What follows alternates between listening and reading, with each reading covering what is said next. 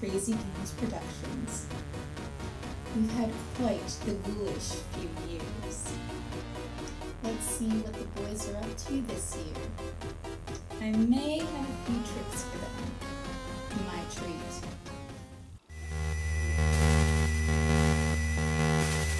Hello, Clarice. A pleasure to encounter you. Enjoy your nightmare, nerd.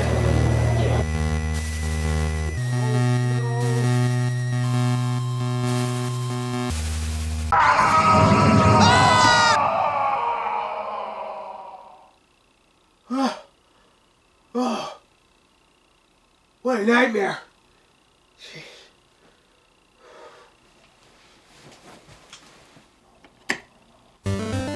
Well, Halloween time again. What game should I review now?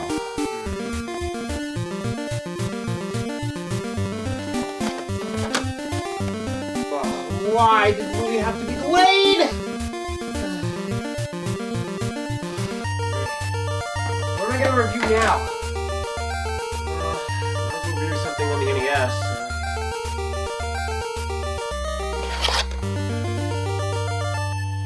Well, this is a last minute decision. What else should I do?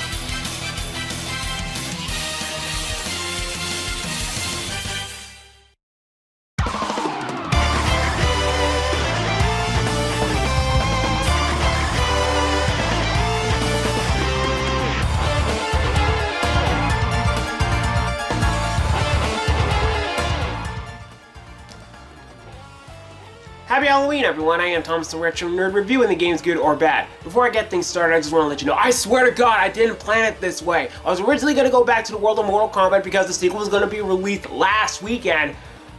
But back in August, it said it got delayed.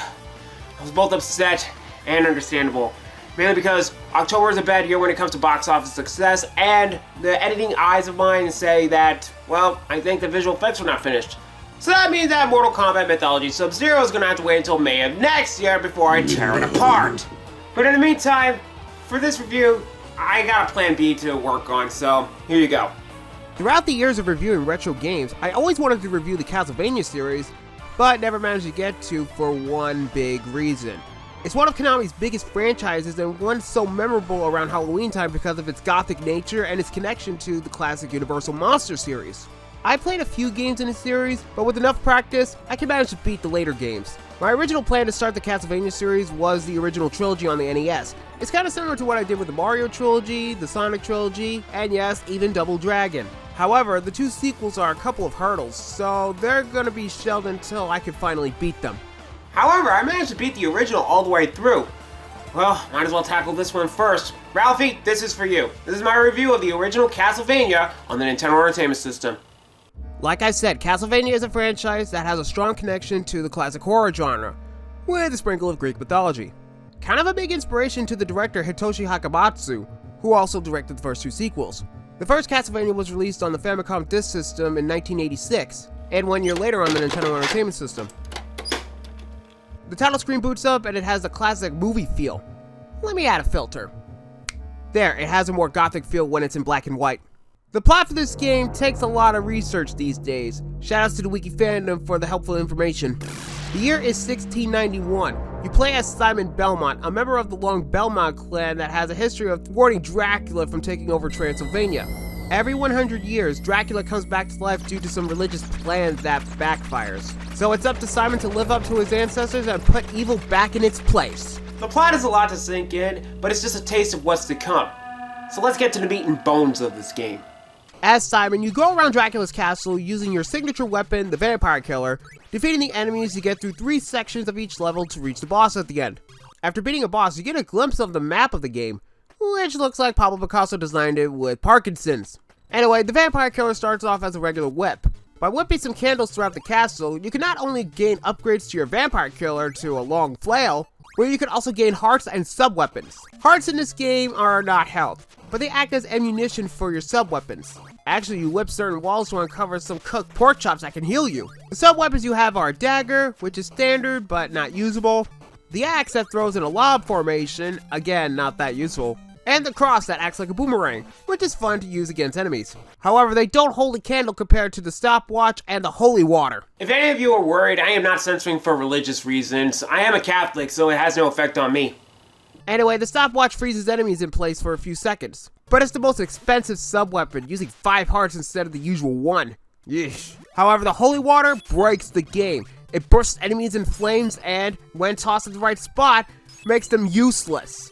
And it makes mincemeat of the bosses in this game, but I'm getting ahead of myself. So with knowing the details of the game at this point, it should be a cakewalk, right? Right? Let me get this straight for the newcomers. Castlevania is tough, like old school NES tough. The main reason it's tough is because of 3 major key factors of difficulty. That'll be the controls, the enemies, and the level design. Hard fact number 1, controls. First off, whipping in this game has a slight delay. If you don't get the timing when attacking, you're gonna get hit prematurely. Thankfully, the Vampire Killer gets upgraded fast, so you can get a distance when you begin the attack. Next is your movement and jumping. Simon only has that famous Belmont strut. That is the only speed you have. The jumping in this game is freaking stiff. You can't control your jumps in mid-air, which makes some jumps harder to perform. Hard fact number 2, enemies. Some of the enemies are just outright annoying. Well, not all enemies are bad. These zombies at the beginning aren't hard. These walls are easy to avoid. Not even the early knights aren't much trouble. Heck, the skeletons can be a tad annoying, yet they can't be compared to the Hammer Brothers. Though, as the game progresses, the enemies get tougher and increases the annoyance. Starting off with the Fleamen. They bounce around all over the place unless you get them at the right time. Their pattern is always at random, so it makes it tough to figure out when to strike. The biggest example is the Medusa heads. They fly in a wavy pattern for the sake of throwing you off. They just keep coming at you non-stop. Well, how about these snake pillars? You better hit the projectiles or you'll get prematurely hit. The crows, I had trouble with them in the past, but if you miss your shot, you get the point. These vultures show no mercy. They constantly show up in some areas, dropping fleamen as you progress. Now, the worst one is what I call the Axe Knights. Not only do they throw axes at you, both on your head and legs, but they keep backing up, and backing up. I'm backing up, backing up. Just so you can't hit him. They go down by 9 hits, mind you.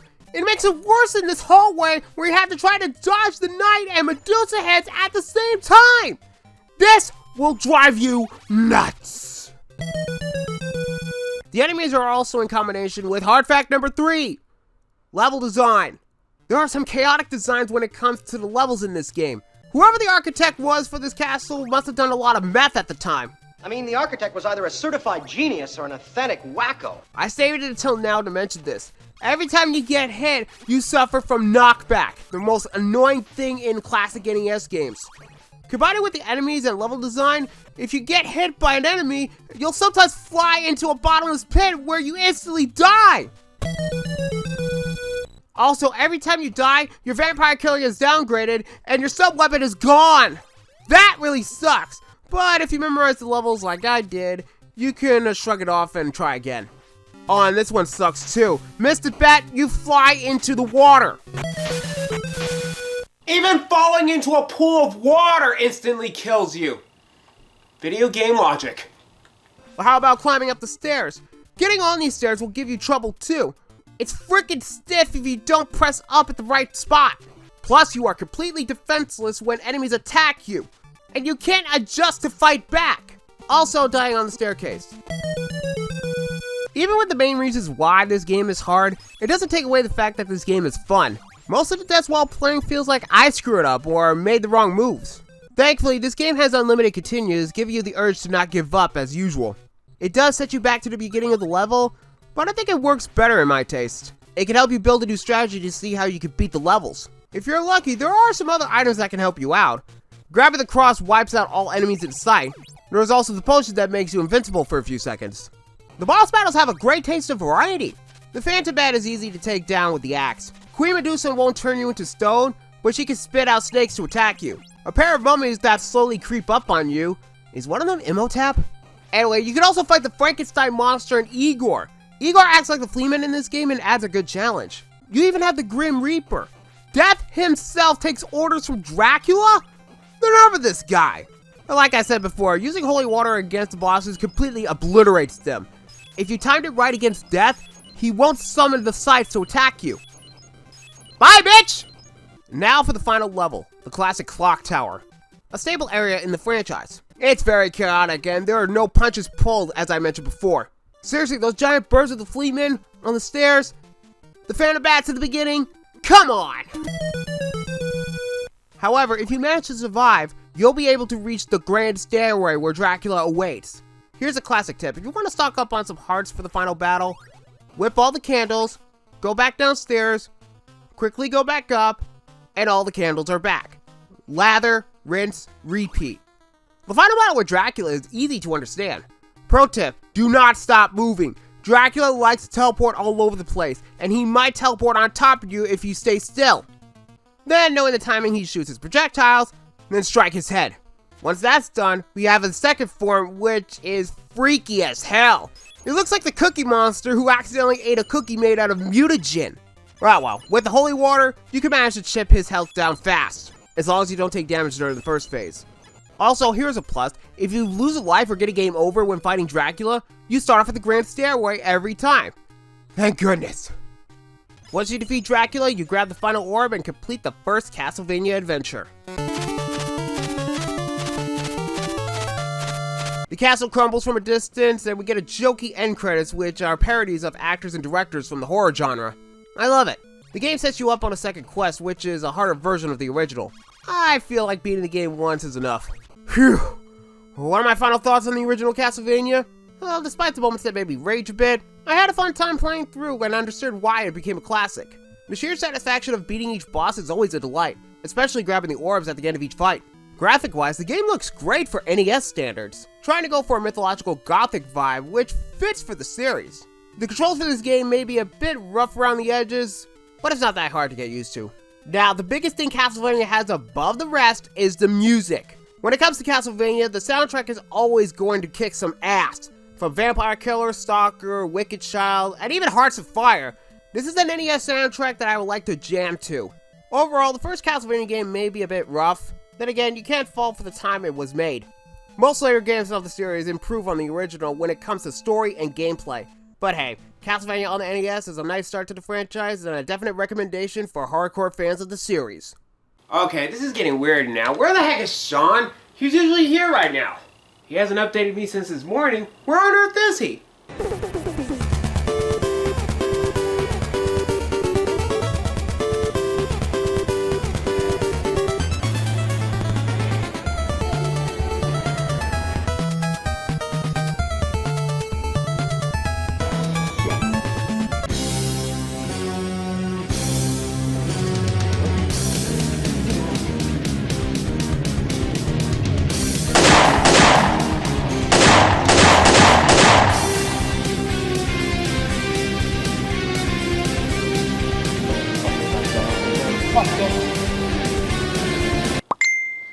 Oh, finally he messaged me. I was getting worried sick. Let's see. Zombies? Oh, shit. He wasn't kidding when he told me last year every year we seem to be dealing with some of the same kind of insanity. God, if he's dealing with zombies right now, what's next?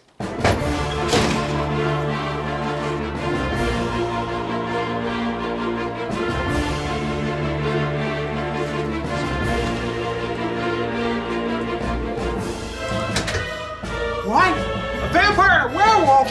Oh, hell no. Where the hell did you come from, dude?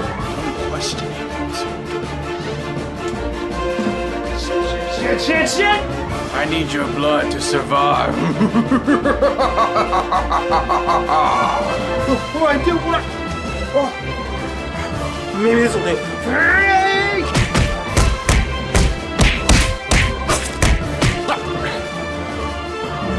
not working! No! I need a miracle! I need a miracle!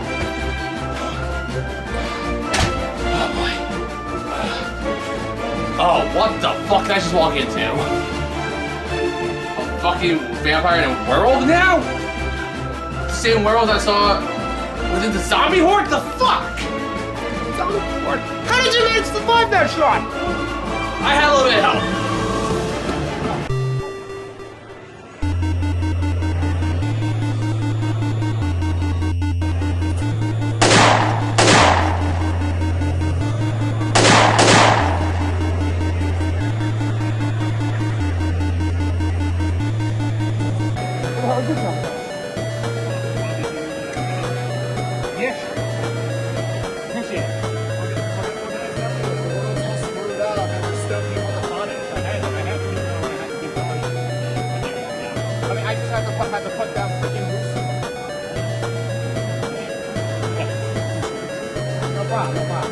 I could use an extra hand taking out these zombies. Yeah. Alright. Well, at least he managed to survive. Seriously, what the fuck is going on here, man? I don't know! I was just reviewing some Castlevania and then all of a sudden these two barged in! Say no more! I think I might have something to help. Really? Toss it to me! You got it! Of course. Just look at it nice. I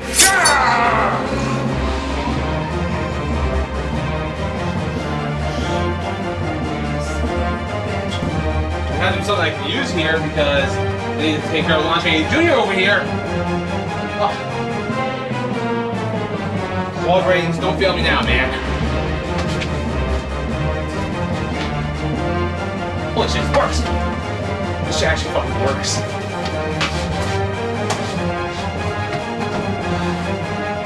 Alright, I think I'm getting somewhere. Come on!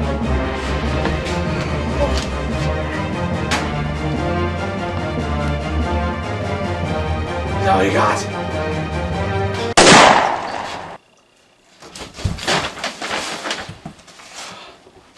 Ugh. Where the hell did you come from? I came from hell to get some! Well, that's one way to take care of the bloodline. Oh god, I'm glad I had this in my hand. Indeed. I remember when you saying that every single year we'd be dealing with some insanity. What do you think? Remember what I told you last year about how every year just some shit just keeps happening around this time of year? I think some Scarlett Johansson looking witch is something that I flipped her off. I think she's behind the insanity.